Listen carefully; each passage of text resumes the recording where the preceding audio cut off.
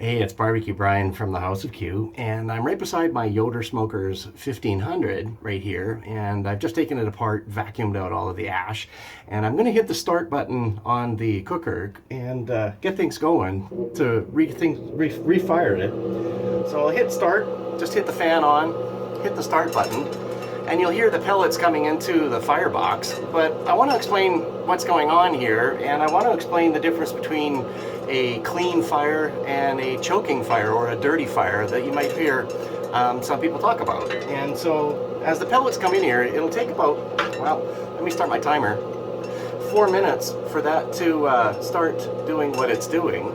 If I hit the right button, there we go. And we got about 4 minutes in here. Maybe that was a few seconds in. But anyway, so the pellets are coming in, and the first step is that there's a couple of things going on with pretty much all pellet cookers. First is, of course, the power comes on. It needs to know what temperature you want to go to, and the fan start. And the really key component there is that igniter rod starts, and it goes up to 500, 600, 800 degrees Celsius to come to a combustible point on your fuel, your pellets that are there. Now, it takes a few minutes for that to become to a combustible point where it turns into flames, but I want to also explain something a little bit about fuel and pellets. And so hopefully this will come out on the video, and you'll see in this example they're relatively all the same size. They're small in nature, and pellets are only compressed sawdust and in a format like that.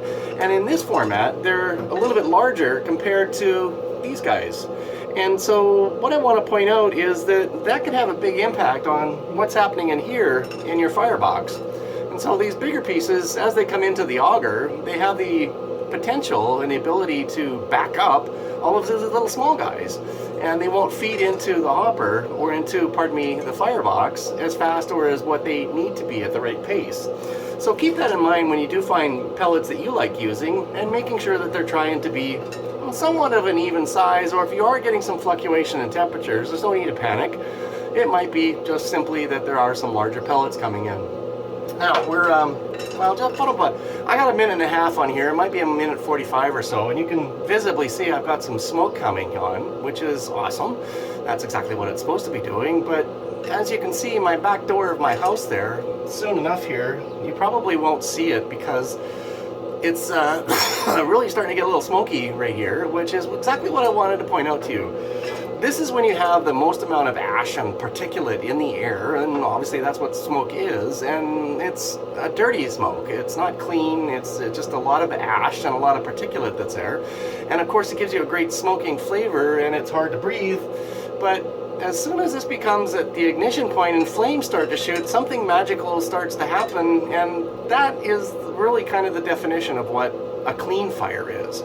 So we're really close, and this is where those fans are really good, making sure you have lots of fans, lots of circulation, because you need two things for fire: carbon, that's the pellets, and air, that's the fans.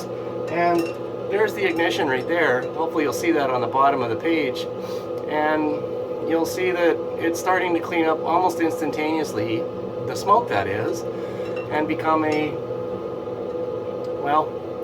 clean fire. If you're looking to cook like a really top pitmaster, this is the kind of fire you want.